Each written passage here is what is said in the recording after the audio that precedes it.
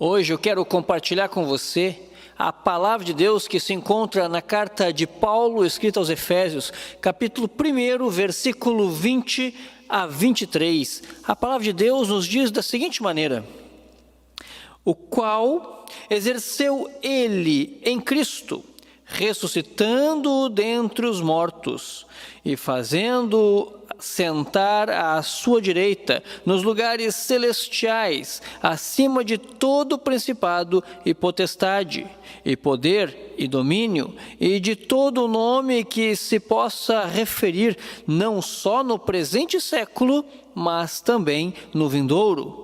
E pôs todas as coisas debaixo dos pés, e para ser o cabeça sobre todas as coisas, o deu à igreja, a qual é o seu corpo, a plenitude daquele que a tudo enche em todas as coisas. Vamos orar nesse instante? Feche seus olhos, vamos conversar com o Senhor. Pai amado, nós te damos graças pela tua palavra. Te damos graças, ó Deus, pela tua misericórdia sobre a nossa vida.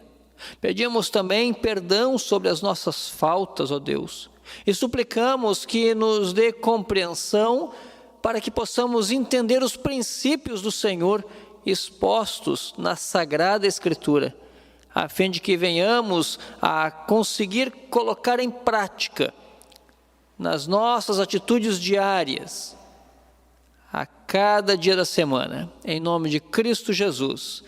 Amém. A carta que temos diante de nós, endereçada à igreja de Éfeso, capital da província da Ásia Menor, atualmente a Turquia, era provavelmente uma carta destinada a circular por todas as igrejas da Ásia Menor, sendo enviada primeiramente à igreja de Éfeso. Essa carta foi escrita por Paulo quando ele estava preso em Roma, o que é possível de se perceber através do texto de Atos, capítulo 28, versículo 16 a 31. Entre os anos 60 a 62 depois de Cristo. Essa carta pode ter sido escrita quase que ao mesmo tempo em que também foram escritas as cartas aos Colossenses e a carta endereçada a Filemon, entregues por Tíquico, conforme pode ser observado também no registro da Sagrada Escritura, que se encontra em Efésios capítulo 6, versículo 21 e 22, e também Colossenses capítulo 4, versículos 7 a 8.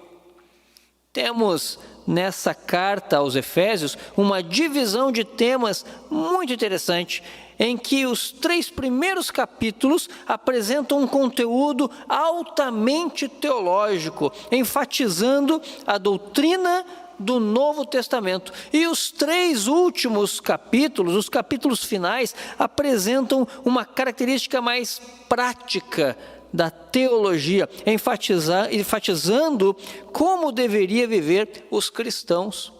Parece que Paulo, ele apresenta primeiramente a teoria, apresenta primeiramente a teologia, faz com que os seus primeiros leitores reflitam sobre aquele conteúdo teológico e depois ele apresenta como colocar em prática o conteúdo teológico no dia a dia do povo de Deus. Observando o contexto mais imediato da passagem em que iremos meditar, encontramos Paulo intercedendo pela igreja, para que ela seja iluminada e conheça claramente o poder de Deus, que é o Senhor da igreja e de todo o universo.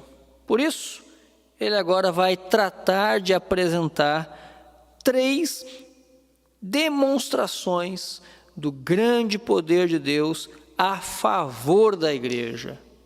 3 grandes demonstrações, do poder de Deus a favor da igreja.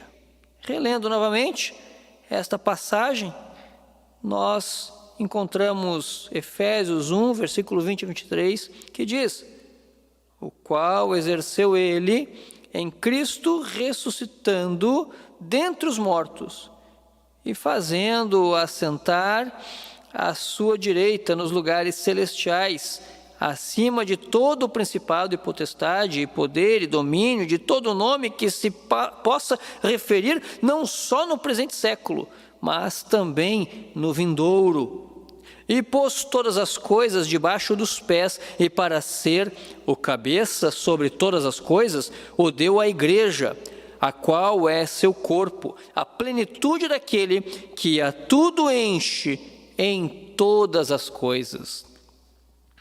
O poder de Deus é manifestado durante toda a história da humanidade, mas Paulo aqui apresenta a importância de que a igreja se torne ainda mais consciente desse divino poder, ou desse poder divino, né? Nos versículos 18 a 19, que antecedem o texto em que estamos refletindo, Paulo apresenta a sua intercessão por iluminação sobre os crentes e apresenta 3 expressões muito fortes, dirigindo a atenção do leitor para este poder de Deus. Ele diz: iluminados os olhos do vosso coração para saberdes qual é a esperança do seu chamamento, qual a riqueza da glória da sua herança nos santos e qual a suprema grandeza do seu poder para com os que cremos, segundo a eficácia da força do seu poder. Repare no texto as expressões que se referem ao poder. Nós temos aqui grandeza do seu poder, eficácia da força e, por último, descrito então, poder. Paulo usa palavras gregas para se referir a poder que aos seus primeiros leitores que tiveram o texto original em grego koiné, podiam perceber que Paulo estava enfatizando a plenitude, certeza e eficácia deste poder de Deus. Um poder irresistível e forte o bastante para realizar até mesmo aquilo que podia parecer impossível aos homens, mostrando que Deus de fato tem todo o poder.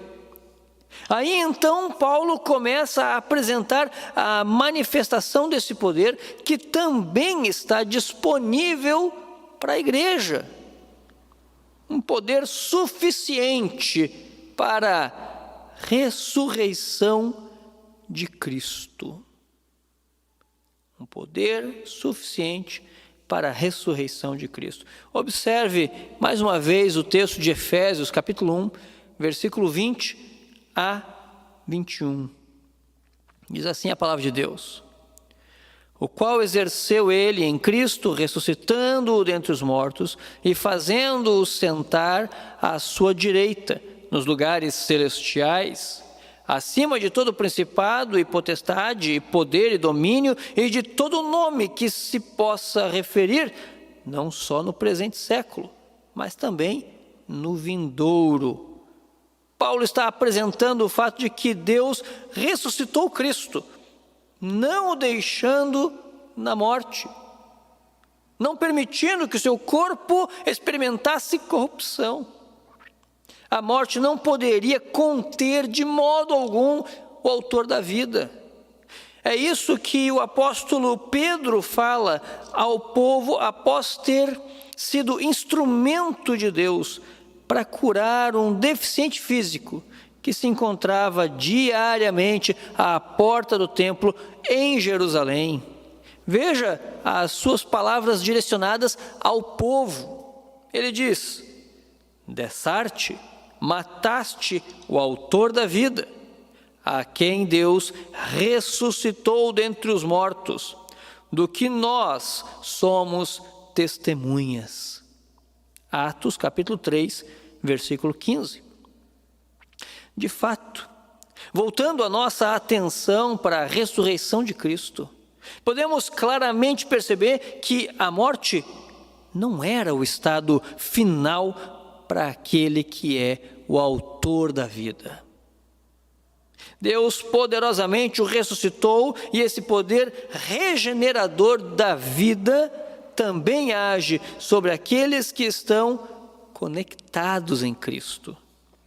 Veja o que Paulo vai dizer aos Coríntios em sua primeira carta que temos em nossa Bíblia. 1 Coríntios, capítulo 6, versículo 4 a 15. A palavra de Deus diz da seguinte maneira: Deus ressuscitou o Senhor e também nos ressuscitará a nós pelo seu poder. Não sabeis que os vossos corpos são membros de Cristo? E eu, porventura, tomaria os membros de Cristo e os faria membros de meretriz? Absolutamente não. 1 Coríntios, capítulo 6, versículo 14 e 15. Podemos claramente observar a Escritura Sagrada nos ensinando que Deus é poderoso para agir, vencendo o maior de todos os nossos problemas, a morte. Paulo queria que a igreja tomasse consciência desse grandioso poder de Deus, que é capaz de resolver qualquer problema e poderia até renovar completamente a vida, mesmo quando aparentemente não se tem mais esperança. Esse era parcialmente o interesse de Paulo. Como quem diz, igreja, Deus tem poder para revitalizar, Deus tem poder para renovar, Deus tem poder para ressuscitar, Deus tem poder para realizar aquilo que a você parece impossível. Que até mesmo no campo das ideias, os nossos pensamentos podem nos assaltar dizendo: não é possível isso acontecer, jamais é possível uma restauração, mas para Deus não há impossível. Ele ressuscitou Cristo da morte, e não somente Cristo, como também alguns dos seus santos durante a história bíblica. Diante disso, devemos também nos confiar em Deus. Nós devemos depositar a nossa confiança no Senhor, na certeza de que seu grandioso poder age sobre a igreja ainda nos dias de hoje e até a volta de Cristo. Deus continua sendo poderoso. Esse poder não se gasta. Esse poder se renova a cada dia. Esse poder está sobre a igreja, trazendo restauração de vidas, trazendo novidade de vida, tirando da escuridão pessoas perdidas e trazendo para a sua maravilhosa luz, trazendo vida ao que está morto nos seus delitos e pecados e fazendo-o triunfante com Cristo. Só Deus pode fazer isso. E nós devemos confiar nesse Deus. Não precisamos viver ansiosos de coisa alguma, como se desconfiássemos que não é possível Deus realizar aquilo que a nós é impossível. Não precisamos viver ansiosos de coisa alguma, como se alguma coisa estivesse saindo do controle do Criador de todas as coisas. Deus não é somente o Criador, Ele é também o mantenedor. Ele é aquele que sustenta. Não devemos usar de qualquer meio reprovado por Deus para manipular situações. Não devemos forjar situações ao nosso favor, como se fôssemos os únicos responsáveis pelo nosso sucesso pessoal diante das dificuldades. O que precisamos de fato, como igreja de Éfeso, como igreja nos dias de hoje e até a volta de Cristo, é confiarmos em Deus, conhecendo do seu imensurável poder e amor. Segunda manifestação do poder de Deus que Paulo vai apresentar é o fato da entronização de Cristo. Observe Efésios 1, versículo 20, a parte B do versículo, e o versículo 21. Diz assim a palavra de Deus: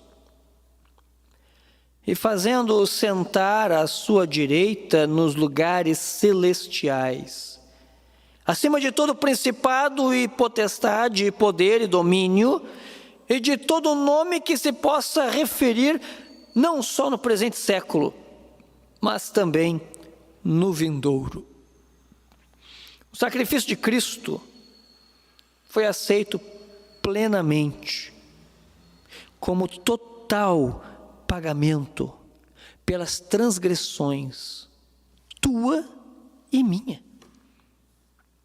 pelas transgressões dos pecados dos eleitos de Deus. E a ressurreição autenticou o ministério de Jesus, marcando o começo da sua glorificação. Depois da ressurreição de Cristo, Deus manifestou o seu poder, entronizando Jesus, ou seja, colocando Cristo no trono para reinar vitorioso, acima de todo poder, de toda autoridade criada pelo Senhor. Sentar à direita de Deus nos lugares celestiais não se refere a um lugar físico no espaço, mas sim a uma posição de autoridade, um lugar de privilégio. A mais alta honra e autoridade no universo foi atribuída a Cristo, aquele que outrora tinha sobre a cabeça uma coroa de espinhos, que fazia o seu semblante ficar ensanguentado. Agora recebe uma coroa de autoridade sobre todas as coisas, entregues pelo Pai Celestial, soberano. Veja o que diz Paulo quando também escreve aos Filipenses. Filipenses capítulo 2, versículo 9. Pelo que também Deus o exaltou sobremaneira. Ele deu o nome que está acima de todo o nome. Cristo é apresentado por Paulo como tendo sido glorificado e obtido lugar de grande destaque e autoridade entregues a Ele por Deus Pai. Não há autoridade acima de Deus, não há autoridade acima de Cristo. Veja o que Jesus afirma aos apóstolos, registrado lá no livro de Mateus, as últimas palavras no Evangelho de Mateus. Jesus disse da seguinte maneira, o texto nos apresenta: Jesus, aproximando-se, falou-lhes dizendo: toda autoridade me foi dada no céu e na terra. Cristo tem, portanto, poder acima dos poderes do universo, quer sejam espirituais ou não. Todo o governo, toda a liderança, toda a autoridade está abaixo do senhorio de Cristo. João, na ilha de Patmos, também ressalta o Cordeiro de Deus, ou seja, Cristo, como sendo aquele que possui toda a autoridade, sendo Rei dos Reis, Senhor dos Senhores, vencedor juntamente com Ele todos os seus fiéis. Observe o texto de Apocalipse, Apocalipse 17, versículo 14. Diz assim a Escritura: pelejarão eles contra o Cordeiro, e o Cordeiro os vencerá, pois é Senhor dos senhores e Rei dos reis.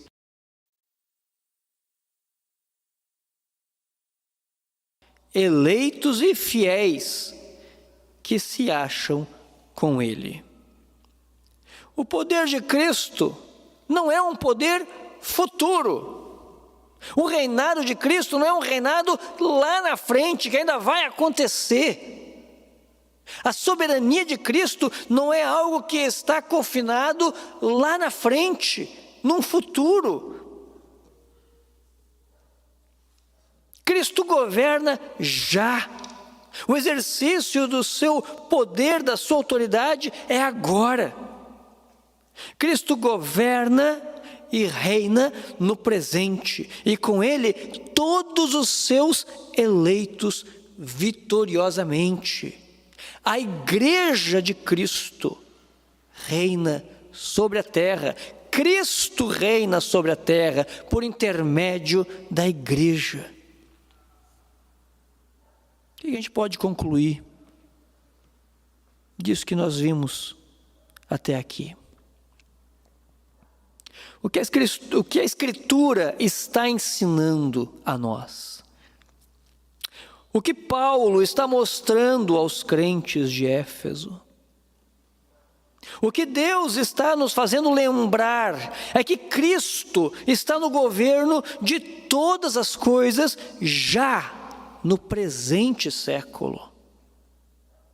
O poder do Pai é grandioso, ao ponto de colocar todas as coisas, debaixo dos pés de Cristo. O sacrifício de Cristo foi aceito por Deus Pai, e todas as coisas foram submetidas ao governo de Cristo. Nada está fora ou nada está longe do controle e domínio de Jesus. Que autoridade tremenda! Que soberania real! Acima de todas as coisas. Como é que a gente aplica isso? Esses princípios, esse conhecimento à nossa vida? Devemos estar conscientes de que o homem, por mais bondoso que possa parecer, não é o centro de todas as coisas e nem tem o controle sobre tudo. Aliás, o controle do ser humano é extremamente limitado se comparado ao controle que Cristo tem sobre todas as coisas. Devemos ter uma atitude de humildade diante daquele que foi feito maior do que todas as coisas. É importante ressaltarmos também que os que exercem governo sobre nós não agem livremente, mas têm sobre si a regência do próprio Cristo, que administra a história e os governos para bem da sua igreja, quer seja expandindo sua benevolência sobre o povo do Senhor ou limitando a ação de sua maldade.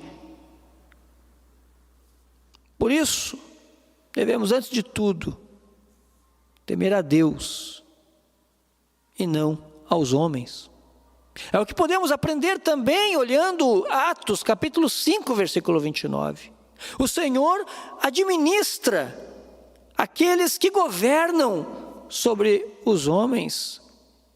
Deus administra acima do rei, acima do prefeito, do presidente, acima dos governos, das sociedades. O Senhor governa para bem do seu povo, para bem da igreja, permitindo que o evangelho se expanda ou que a maldade dos governantes seja limitada.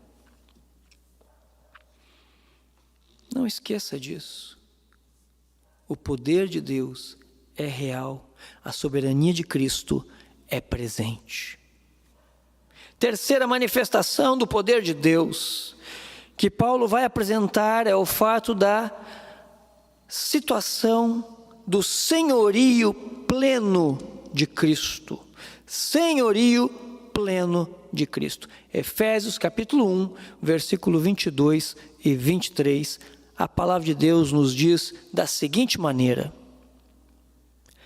e pôs todas as coisas debaixo dos pés, e para ser o cabeça sobre todas as coisas, o deu à igreja, a qual é o seu corpo, a plenitude daquele que a tudo enche em todas as coisas.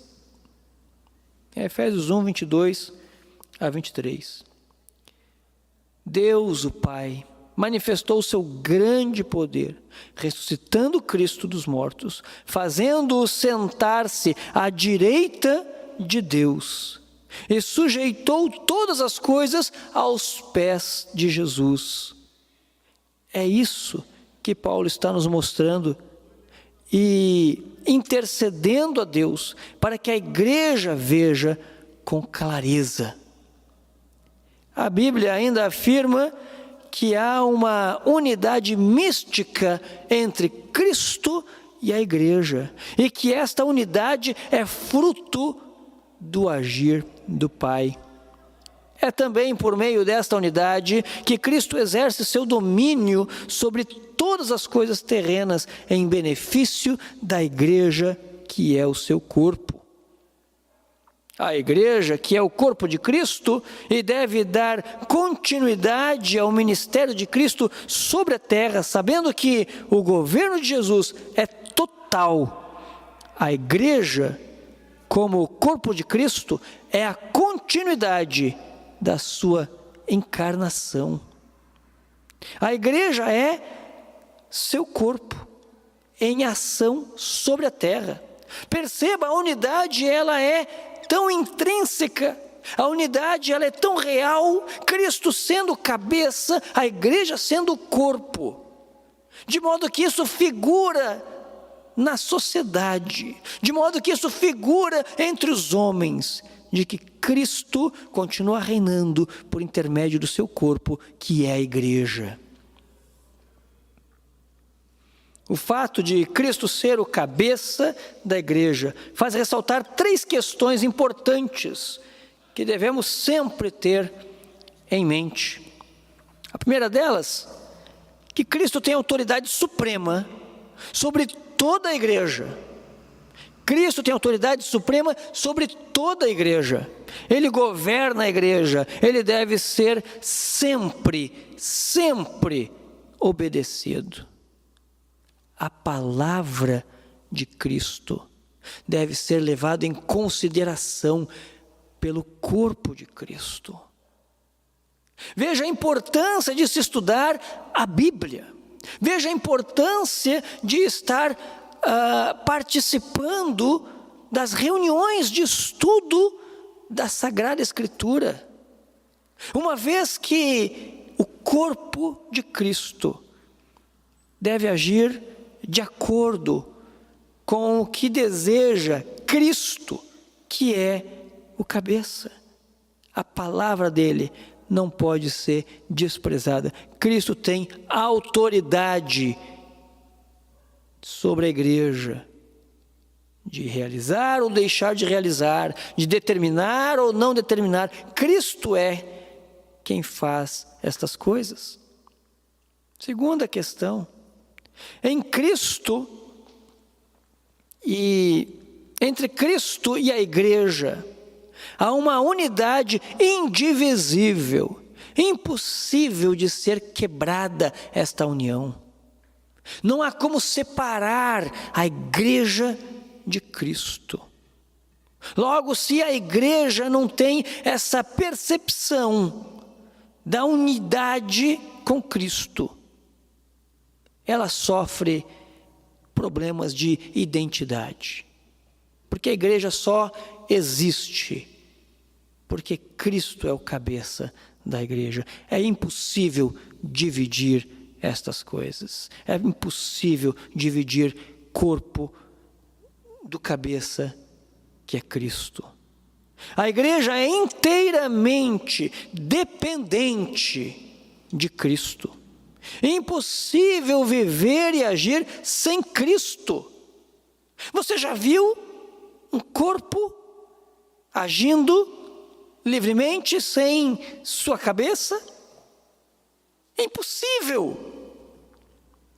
É impossível separar, agir sem nos prostrarmos, sem nos voltarmos para Cristo, sem nos voltarmos para a palavra de Cristo. É impossível nós darmos um passo adiante como corpo de Cristo, como igreja do Senhor, se nós desprezarmos a palavra do Senhor, se nós desprezarmos a presença do Senhor, se nós desprezarmos os sacramentos do Senhor, se nós desprezarmos a comunhão.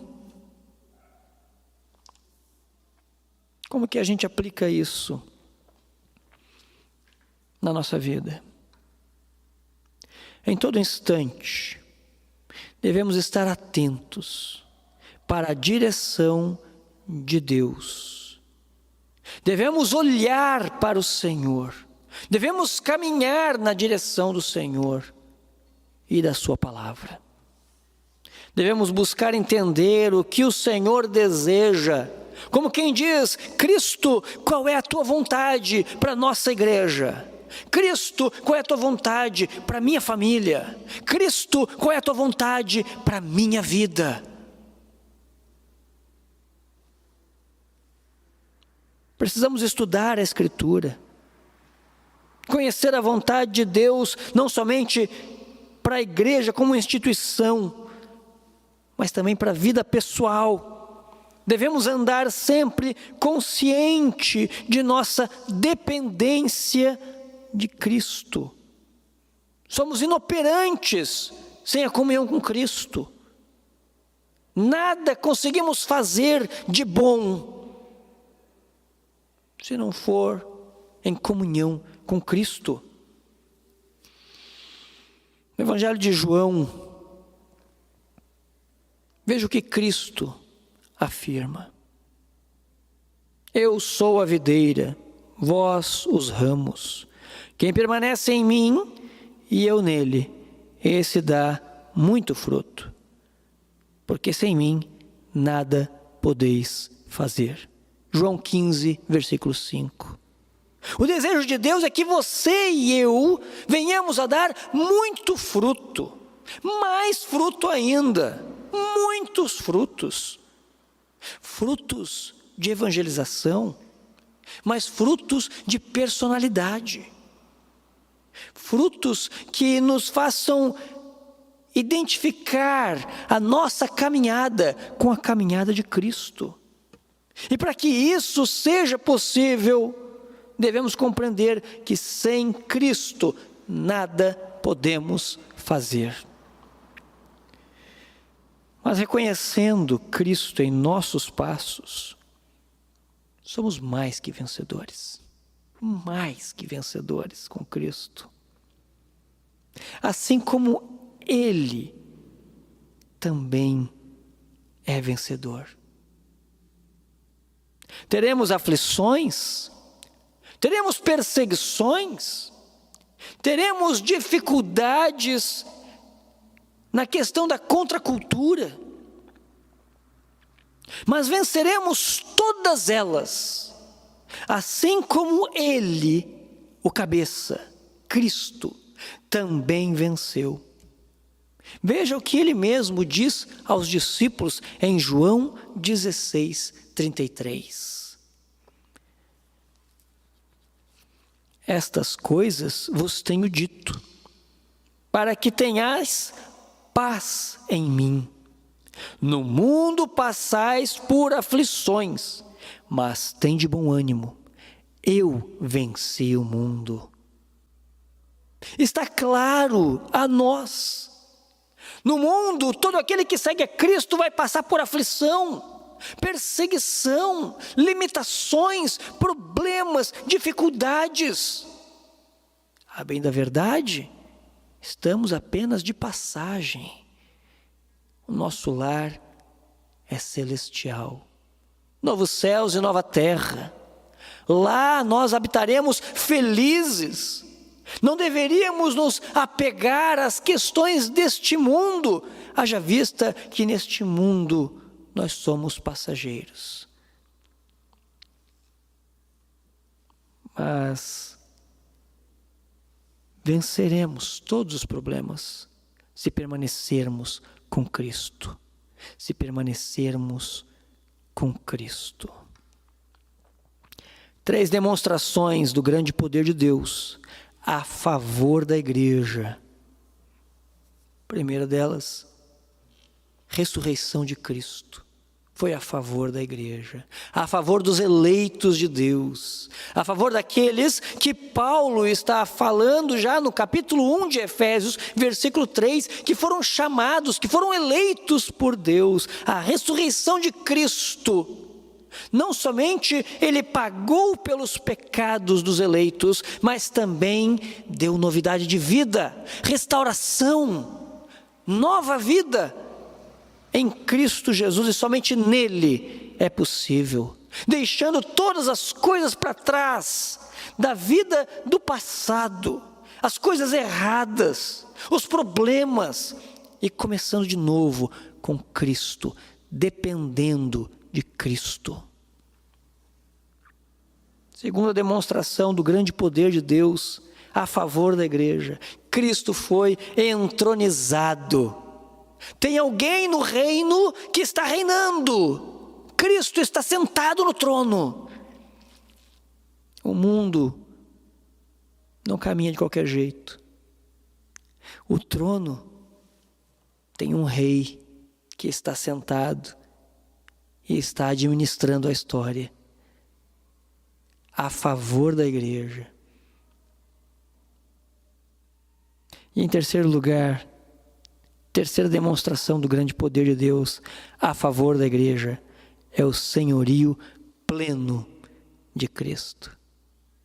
Não há canto algum nessa terra em que Deus não seja Senhor. E nós louvamos ao Pai por tão grande poder e demonstração de amor sobre a igreja, cuidando de todos nós. Que essas manifestações do poder de Deus traga à tua vida mais consciência do grandioso amor do Pai e te faça entender qual é a esperança para o qual fomos chamados a servir. Fomos chamados a servir a esse Deus que cuida da igreja, que cuida de nós, que cuida de você. Vamos orar? Feche seus olhos. Pai amado, nós somos gratos. E hoje tomamos consciência mais uma vez do imensurável poder do Senhor. Tendo aberto os nossos olhos, ó Deus, nos faz enxergar tão grande poder que cuida da igreja, que cuida dos teus servos, que tem cuidado de nós. Nós te louvamos. Sabemos que enfrentamos e continuaremos enfrentando dificuldades, limitações, problemas, mas também temos a consciência de que o Senhor, que tem todo o poder, exaltando Cristo acima de todas as coisas, tem cuidado da igreja e cuidado de nós, e nós te louvamos. Queremos, ó Pai, reafirmar os nossos votos com o Senhor, pedindo perdão pelas nossas faltas e pedindo, Senhor, que nos permita sempre enxergar com clareza, tendo os olhos do nosso coração iluminados para compreender a Tua vontade. Obrigado, Senhor, por tudo, em nome de Cristo Jesus. E agora, povo amado do Senhor, que o amor de Deus, imensurável amor, que as consolações existentes na cruz de Cristo e o poder do Espírito para sermos testemunhas do Senhor seja sempre visível sobre cada um de vós, agora e para todo sempre. Amém.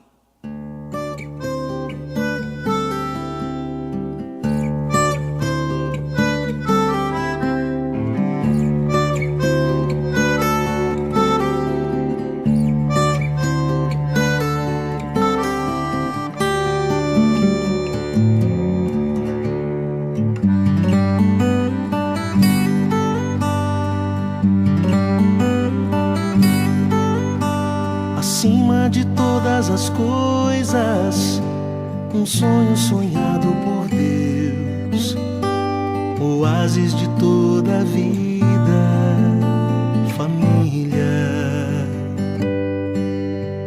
lugar onde Deus habita, refúgio do seu amor, ali sua graça é bendita, família. O conselho de um pai vale mais do que muitas riquezas.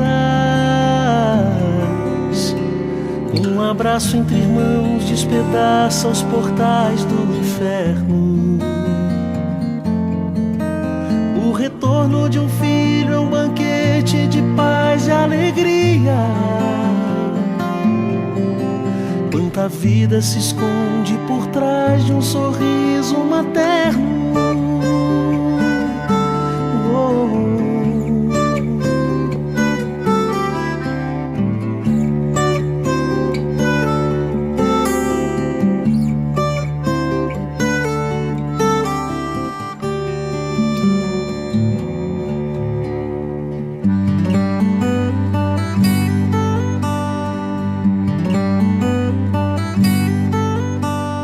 Mais do que todas as coisas, feliz de quem cuida dos seus. Seus dias serão de alegria, família. Lugar onde Deus habita, refúgio do seu amor. Ali sua graça é bendita,